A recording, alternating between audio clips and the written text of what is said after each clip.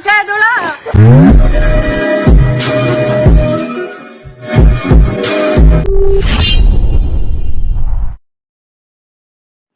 There are two places and different versions of the story about the first cry. There are four people who submitted their account about where and when the first cry happened.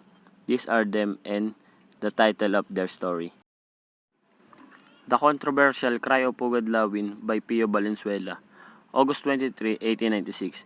Dr. Pio Valenzuela claimed to be the witness himself of the event, but he didn't write this account the day it happened. Instead, he wrote this when the memory of the happenings is still vivid to him. Unfortunately, he didn't consult the Philippines Revolution documents.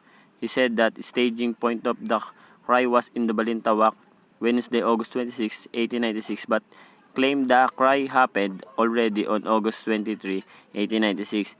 It was happened Pugadlawin in the house of Juan Ramos. There are over 1,000 members of Katipunan met and argue about when will the revolution start.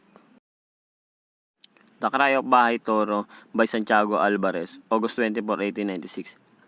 He was a well-known Katipunero from Cavite. Gregoria de Jesus, which is the wife of Andres Bonifacio, is his relative. He is not eyewitness of the event. That's why his account is not given that much attention and value compared to others. His account is almost the same as the first said account, but the date indicated is different. Monday, August 24, 1896, 12 o'clock, he heard the loud cries of "Mabuhay ang mga anak ng bayan." The version of the first cry by Gregoria de Jesus, August 25, 1896. It was written by Gregoria de Jesus that they called Lacambini of the Katipunan, the wife of Andres Bonifacio. She became the participant of this revolution and said that August 25, 1896, she was with his husband in the mountain of Caloocan and the first cry happened. The Cry of Balintawak by Kapitan General Guillermo Masangkay, August 26, 1896. A childhood friend of Bonifacio and also an eyewitness of this mysterious event. August 26, 1896, the first rally of this revolution happened in Balintawak. It was the account that is accepted by American government. It was happened at the house of Apolinario Samson. 9 o'clock in the morning, the meeting was open. They tackled when the action will happen, but it started early. Originally, the term cry referred to the first clash between Katipuneros and civil guards. It is Guardia Civil.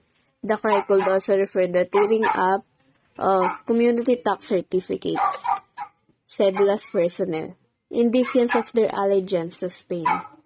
The inscriptions of Viva la Independencia Filipina can also be referred as term for the cry. This was literally accompanied by patriotic shots. Because of competing accounts and ambiguity of the place where this event took place, the exact date and place of cry is in contention. From 1908 until 1963, the official stance was the cry occurred on August 26 in Balintawak. In 1963, the Philippine government declared a shift to August 23 in Pugadlawin, Quezon City. Upon reading a story about the Cry of Balintawak, I finally found out when and where it really happened. You must have solid experience like General Guillermo Masangkay because it is very important. He was an eyewitness when it happened. His agreements were right and valid because he illustrated them perfectly.